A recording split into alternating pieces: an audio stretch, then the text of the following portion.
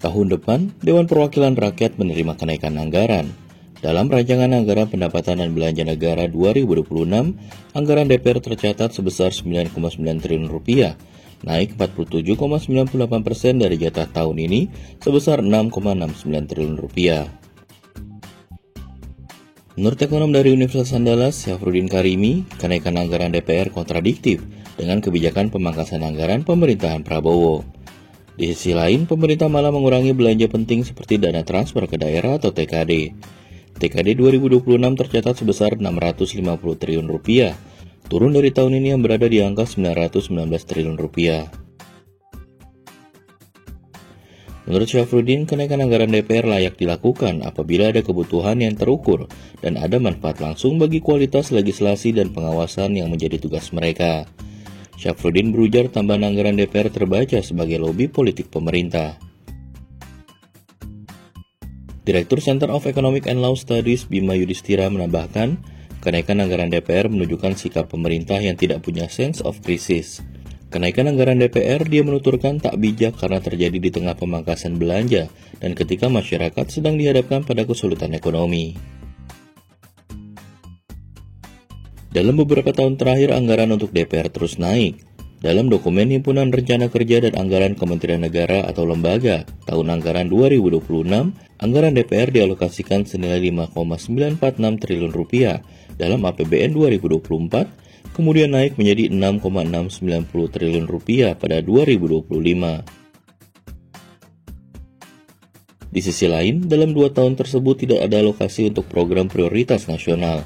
Anggaran hanya dialokasikan untuk belanja operasional, antara lain untuk pembayaran gaji dan tunjangan fasilitas anggota DPR, aparat sipil negara di DPR, staf khusus, tenaga ahli dan staf administrasi anggota, serta belanja non-operasional.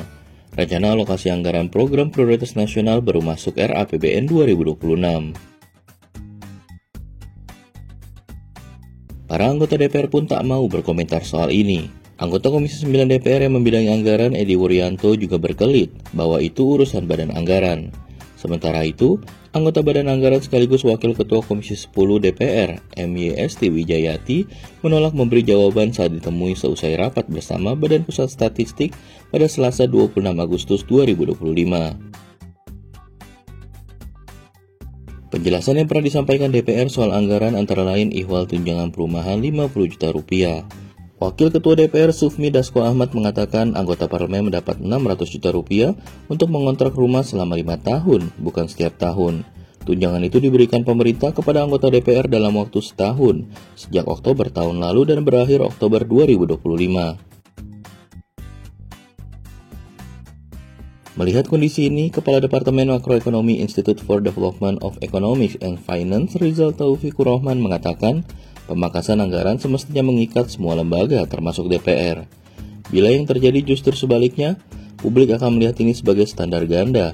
Rakyat harus berhemat sedangkan anggaran DPR diperbesar. Kredibilitas kebijakan pemerintah pun anjlok.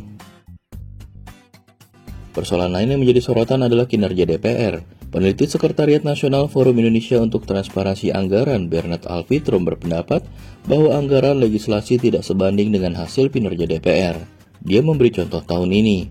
Hingga Agustus 2025, DPR baru merampungkan pembahasan 4 dari 47 RUU. Bernard juga menyoroti banyaknya permohonan judicial review di Mahkamah Konstitusi. Ia mencatat, MK telah mengeluarkan 1.897 putusan perkara atau pengujian undang-undang sejak 2003 hingga 2024. Artinya, kualitas aturan yang dihasilkan DPR diragukan. Sejalan dengan hal tersebut, Bernard mendesak peninjauan ulang anggaran DPR dengan basis kebutuhan real dan kinerja terukur. Bernard juga mendesak penghentian penambahan fasilitas baru yang membebani anggaran serta meninjau akuntabilitas tunjangan reses.